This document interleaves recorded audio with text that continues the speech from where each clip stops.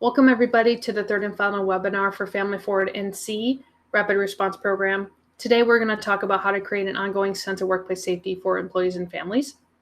Family Forward NC is an initiative of the North Carolina Early Childhood Foundation, and it is with generous support of these amazing sponsors, Blue Cross Blue Shield of North Carolina and the North Carolina Institute of Medicine, that we're able to put on this program. And I also wanted to thank our rapid response partner, Economic Development Partnership of North Carolina. Thank you so much for your support. Family Forward NC is an innovative initiative to improve children's health and well-being.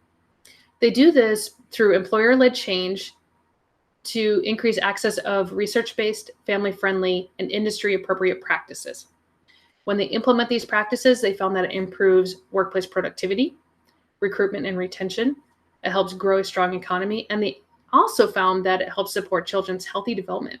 So not only are you helping your employees succeed, you're helping their children succeed. We have 3 sayings: business smart, family friendly, and future ready. Our rapid response program has 3 components to it. There's a 3-part webinar series, which you are currently participating in.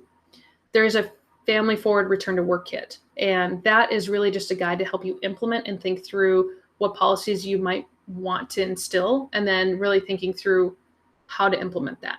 And last but not least is a no-cost opportunity to work with Perform-Mentors HR experts, really free one-on-one coaching. That is an amazing opportunity to really think through what are your barriers to implementation and thinking through how, what coaching you might need to ensure that this is a long-term benefit for your employees.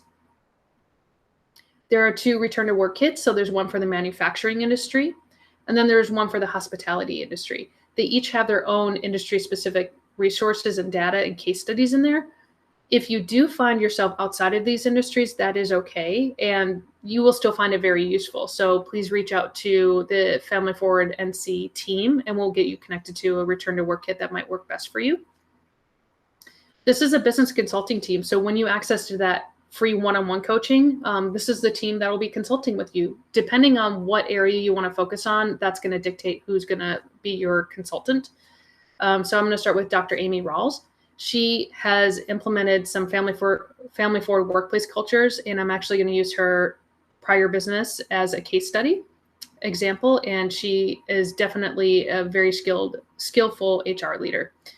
Jim Needell is a former certified executive chef with 25 years of hospitality in both operations and HR. So he's a great resource for restaurants and hospitality. And then there's myself. So I'm a board certified behavior analyst, which means I really just understand people's motivations really well. And I'm also very good with behavior-based safety. So if you want to enhance your safety practices, if you want to enhance and really understand why people do what they do, I might be your best contact for that. And this is, again, the 3rd part of the webinar series. So the first one, Jim talked about how to open earlier with a strategic advantage. The second one was how to bring employees back more fully and more quickly. So Amy talked about some family forward practices that can be useful to you. And again, today we're going to talk about how to create an ongoing sense of safety for employees and families. Prior to this 3rd webinar, you've been exposed to some family forward practices, and I want to give you a moment to really reflect on what those might be for you. So right now, just take a minute and start listing out some family forward practices, and then we're going to talk about it.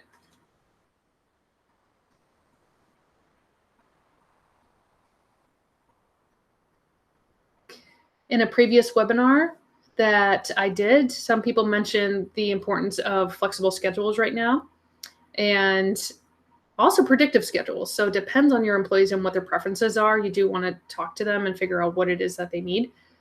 And I'm going to talk about that a little bit further in earlier slides, but people also talked about mental health benefits and health benefits being so important right now. People are worried. They are worried about being able to pay their bills. They are scared. They might be depressed. So those resources are so important for your employees to be able to return to work more fully. There's also sick leave and parental leave. Those are very important right now. And I'm going to talk about that a little bit later on.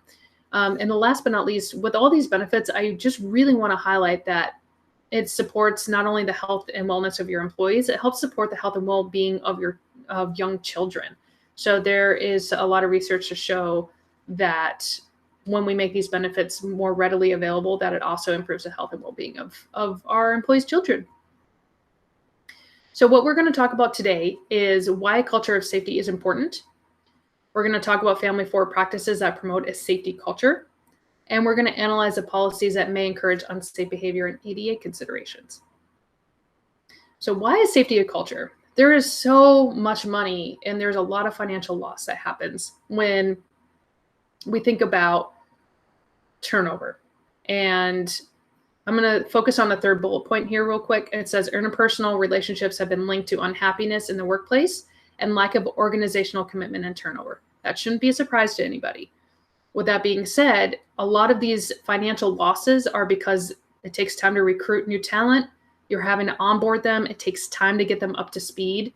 And usually there's a delay in productivity because of it, which ultimately hurts your customer or the end user of whatever it is that you might be thinking of. So in a restaurant, it's going to be your patrons. If it's a manufacturing industry, it might actually be the end customer of that product that is buying your product.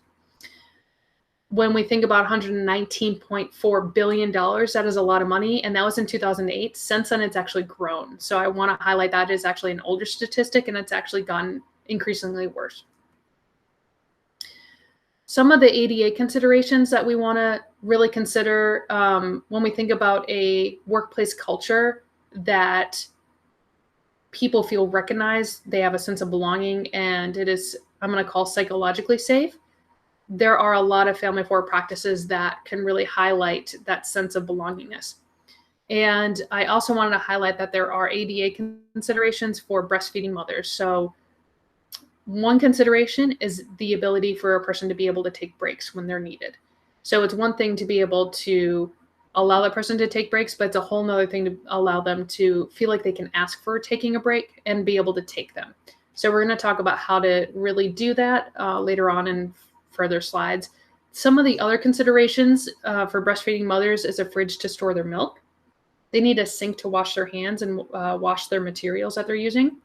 And right now with COVID, sanitization practices are a huge part of making sure that breastfeeding mothers feel safe and that they're not going to contract COVID while they're breastfeeding. And the other thing is making sure that you recognize the ask as a leader when employees may want accommodations. What this might look like is somebody's asking about a policy. So they might say, what's a policy around being able to take a break when you're trying to breastfeed? Or they might ask, what is a parental leave policy? So when somebody's asking about these things, a good way to respond is saying, it sounds like that's on your mind. Tell me more about that. And then you can really just be open to hearing what they have to say and then figuring out what accommodations you can make for them. The other thing is follow up and follow through as a leader. So if somebody says, I do need to take more breaks to pump, and then you don't allow them to take the breaks, then at that point, it's not very family friendly and it doesn't allow them to really do what they need. So one, it's not necessarily ADA compliant, but two, you need to follow through and follow up as a leader to actually implement some of the things that people might bring up that they're considering or that they find important. So for, again, I talked about breaks, that's a good example, but if somebody is, let's say, not happy with your sanitization practices, then you're going to really have to take a look at that. All right, so some case studies. So this is really fun to talk about. Research Square. So Research Square, Amy Rawls was one of the HR directors there, and she has done an amazing job, and they had 300 employees. And one of the things that I thought was a surprising statistic is she talked about 43% of people in STEM careers. Research Square works with mathematics and science. They found that 43% of women were leaving the workforce or going down to part-time because of having children. And so one of the things that she did is she wanted to make sure that it was more family friendly. So they implemented 6 weeks of parental leave. They had flexible schedules. They also won the Breastfeeding Friendly Business Award, which is amazing that they were able to do that and create such a sense of, belonging and accommodations for breastfeeding mothers.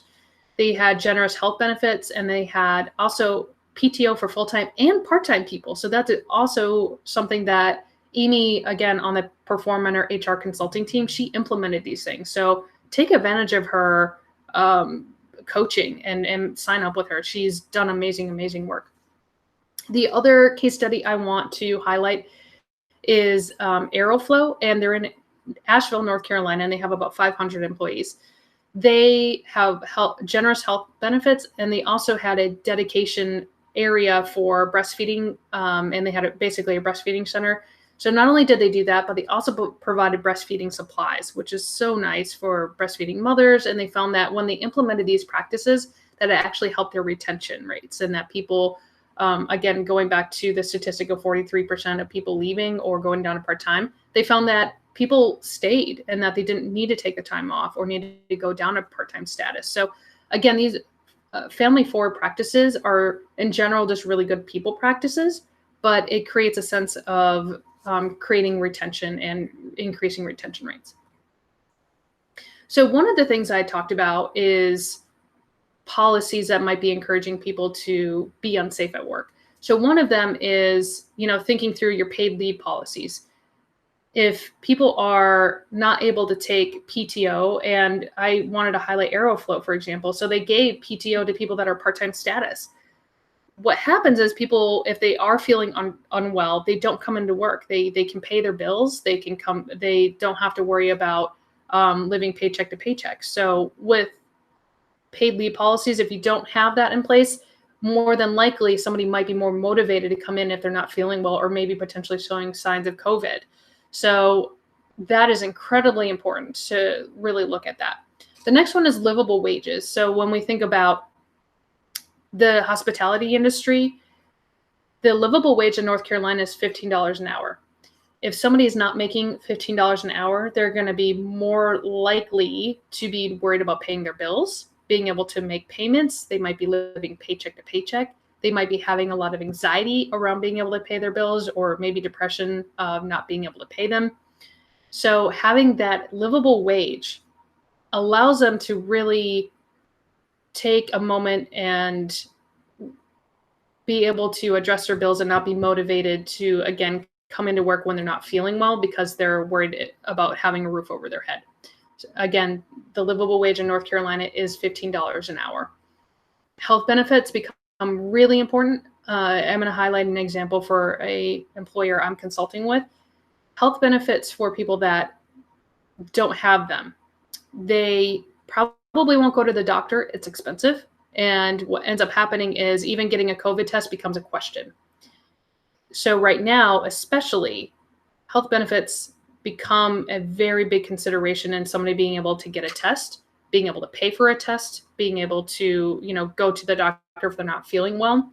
These are all things, and all these factors really contribute to maybe that person being as healthy as they can be so they can return to work more fully. And honestly, if somebody's not feeling well, more than likely what's going to happen is they might perform not at the typical standard, and it hurts productivity as well. So there's a lot of fallout from not having health benefits. And the last but not least is scheduling. When we think about scheduling, there's predictive scheduling, which that means is that's consistent and that person can rely on that schedule like clockwork so they can plan around it.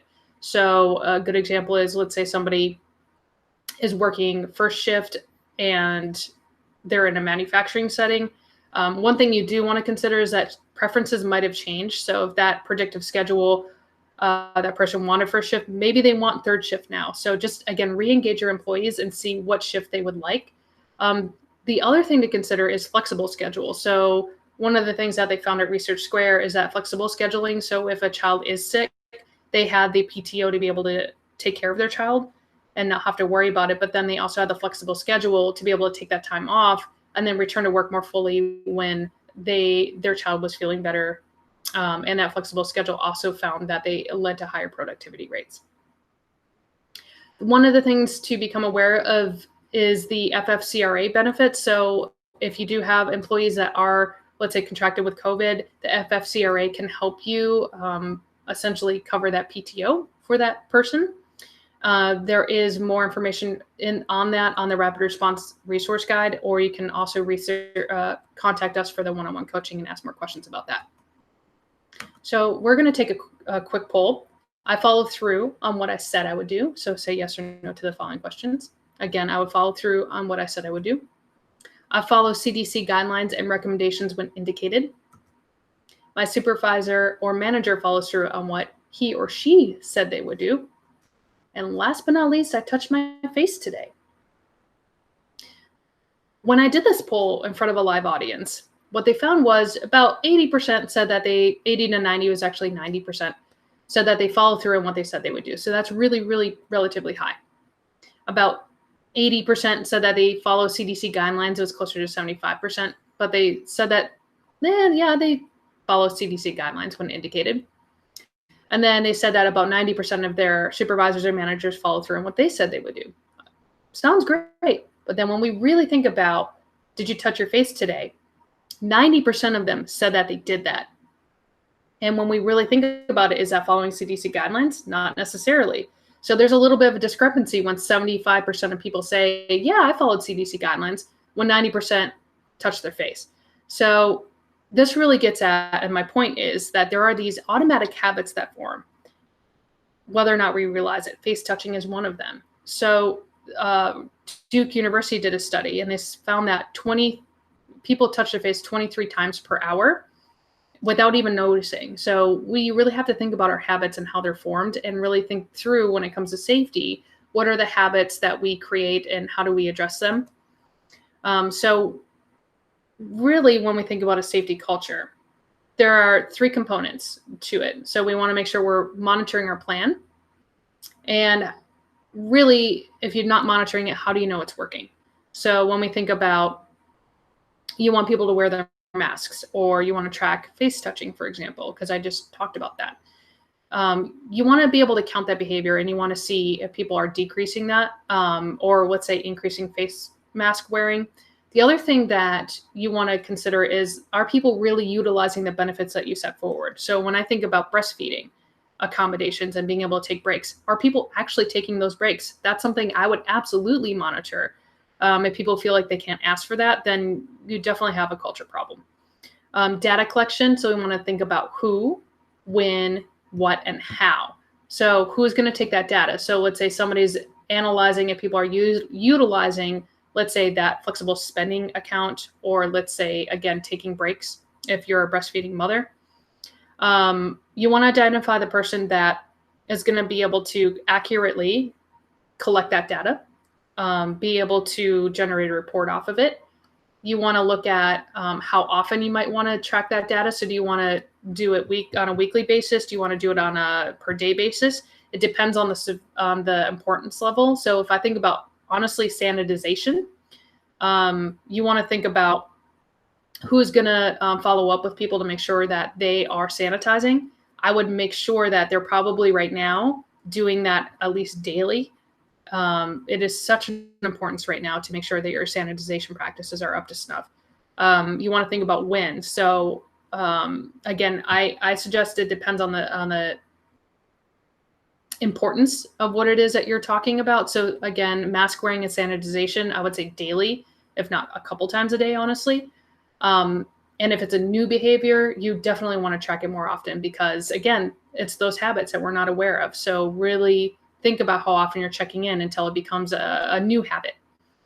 The what and the how. So you want to make sure that people are on the same page about what you're tracking, because people might leave with a totally different interpretation of what you mean. When you say, hey, yeah, go clean and sanitize the bathroom, and you don't have a checklist of what that means. Well, if you think about it, when you were a kid, you probably had a very different definition of what a clean bedroom meant from what your parents meant. So again, that clarity of what you mean really gets away from any misinterpretation. And then the how. So you want to think through, how are people going to follow up and use this data? You want to make it also positive. So you don't want to turn it into finger scolding. You want to increase the behaviors that you want to provide positive reinforcement around it. So that's going to be positive comments, positive feedback.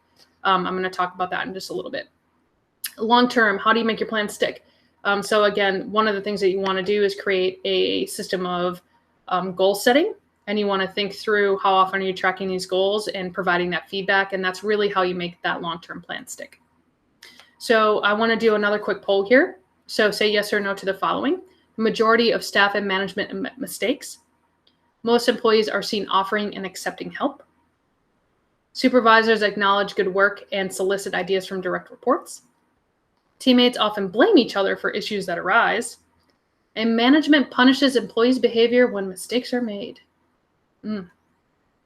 So if you responded yes to the last two questions, which I'll go back real quick, if you find management punishes employees' behavior when mistakes are made, and if teammates often blame each other, you probably have your safety is at risk, your psychological safety is at risk. And ways to really combat that is you want to model giving and receiving help.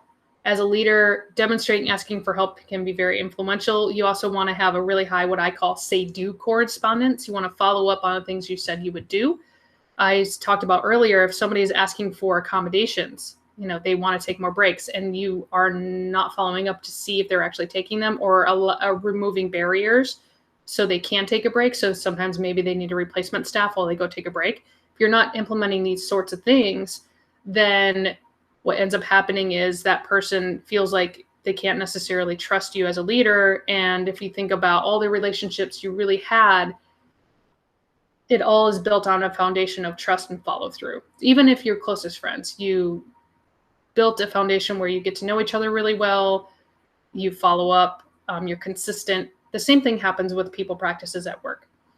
The last thing is you want to reinforce the behaviors of helping others, offering help, and admitting mistakes. So positive reinforcement increases behaviors at rates much higher and more consistently than other methods that influence behavior. So that's going to be your formal write-ups. That's going to be people that are going to say, if you do that one more time, I'm going to fire you. Positive reinforcement is going to be doing positive shout-outs. It's going to be recognition. One thing that I do want to highlight is that there's Dr. Tim Ludwig up in App State, and he talks about the thanks model. It is in the resource guide. Please use it and please reference it. It is a wonderful model for giving feedback. The other thing to consider is identify what's important to your employees. Remember it, ask about it, and follow up. So again, if somebody's saying, what's your parental leave policy, or they're having issues with maybe having your PTO, and they ask about what's your PTO policy, or your sick leave policy, let them know that you're going to look into it and say, that sounds like it's really important to you. Tell me what's going on. And you want to follow up. Let them know how you're following up. Otherwise, it turns into, again, falling on deaf ears, and then they might not actually tell you what they're thinking, which isn't necessarily great. And then they just end up leaving your organization anyways. So we want to avoid that. Learn how your teammates want respect shown to them. And remember, it could be different than you. So I have this saying, don't treat others how you would treat them. Treat others how they want to be treated. So I alluded to this on the last slide, but really think through like all of your really good relationships. You listened to them. You got to know them. You were able to figure out what's important to them. You followed up. You were consistent, and you genuinely cared about them. Those are ways that we show respect. And you also got to know how people want respect shown to them. Some people might want to be direct, while others might not want that directness. So those nuances are so important to know. The other thing is be mindful of your tones and expressions. So if somebody, let's say, I'm going to call it stone face. I used to have stone face, which means looking like that. If I'm providing feedback and I say, you're doing a great job today. Well, that's not great. And I don't think they're going to believe me. So really be mindful of your tones and expressions, even if it's video chat, if it's face-to-face. Really, what I try to do is mirror what the other person's expressions are, or really think through, is it aligned with what that emotion is that I'm trying to express? Again, ideas to keep it positive: health and wellness fund, being able to take a longer break. So if somebody's doing really well, meeting all their goals at work, you give them a longer break, or maybe take on a task that is low preferred for them. The other thing that you can do is provide specific positive feedback at a 4-to-1 ratio. So again, refer to that thanks model from Dr. Tim Ludwig. But the other thing is, when we think about the 4-to-1 ratio, it takes 4 positive, specific comments about what that person's doing well to offset 1 negative or corrective feedback. It's not 4-to-0. People still need to know what they need to do to improve. Otherwise, they just can't read your mind. That's not fair to them. But also, it doesn't let them know what they can do to improve. So again, 4-to-1. So the things that we want to do is to track and monitor and take data on your safety efforts, analyze the policies that may encourage unsafe behavior. Pregnant and breastfeeding mothers are covered under ADA, and model accepting and offering help and admitting mistakes. So what did we learn today? We learned to identify 3 family forward practices. So we listed a lot of them, but off the top of my head, I really want to highlight paid time off. I wanted to highlight allowing breaks for pregnant and breastfeeding mothers. I want to highlight making sure that you have access for somebody to pump if they are breastfeeding at work. So right now that's really 3, but the other 2 that I do want to highlight is really thinking through your health and wellness benefits as well, so that way somebody can go get seen if they are not feeling well. Understand why a culture of safety is important. Essentially billions of dollars are being spent. We can circumvent that by, 1, making sure that employees feel psychologically safe. It also not only improves their health and wellness, it improves their child's health and wellness, which is really great. And then the other thing too is, really thinking through that you don't have those onboarding costs anymore, that recruiting cost. You're able to retain your talent. The last but not least is identify the policies that may be reforcing unwanted at-risk behavior. So we talked about not having really good pay for your employees at a livable wage. So again, that's $15 for North Carolina, $15 per hour for North Carolina. If you're not doing that, that might be encouraging at-risk behavior to come in. Your sick leave, that is another thing. And then just looking at your mask wearing and sanitization practices. So what to do now? So continue to work through the Family Forward Return to Work Companion Kit. So that's the guide that I showed you earlier. Begin planning for the implementation of select family benefits, and definitely take us up on applying for the one-on-one HR consulting with Performanter. So that could be with me, that could be with Amy Rawls, or that could be with Jim Needell. And again, that is free. That is a free resource to make sure that we help you succeed at implementing your practices. So please utilize that resource. All right. Well, for more information on Family Forward NC, please go to familyforwardnc.com. And I do, again, want to thank our sponsors, Blue Cross and Blue Shield of North Carolina, the North Carolina Institute of Medicine, and the Economic Development Partnership of North Carolina. Thank you again so much for your time.